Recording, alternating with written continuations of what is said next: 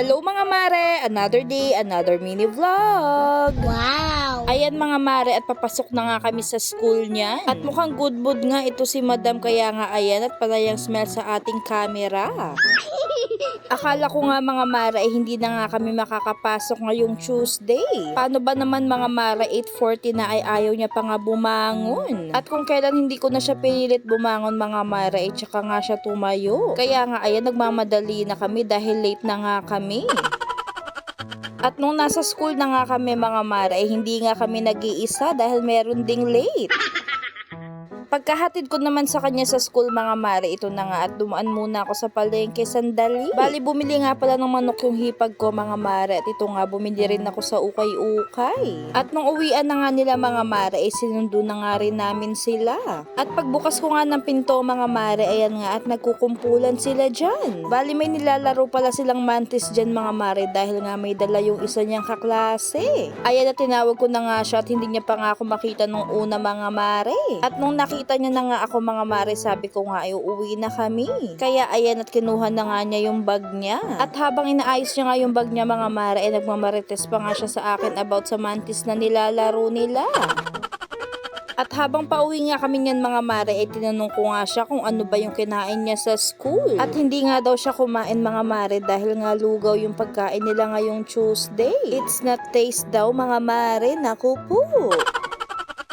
Pagka-uwi nga namin mga mare, binihisan nga lang namin yung mga bata tapos ayan at naglaro na sila uli. At habang naglalaro nga sila dyan mga mare, ako naman ay nagluluto ng aming pananghalian. Yung pananghalian pala namin ngayon mga mare ay itong ang hotdog. Tapos nagluto rin ako ng itlog mga mare para nga sa akin. Pagkatapos naman namin kumain ng kanin mga mare, ito na nga at nagpanghimagas kami nitong mangga.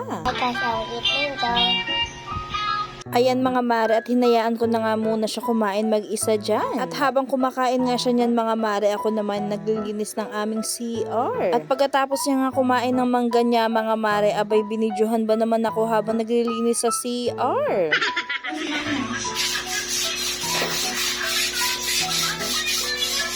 Have you watched Mom? Oh! Smile, Ma! Smile!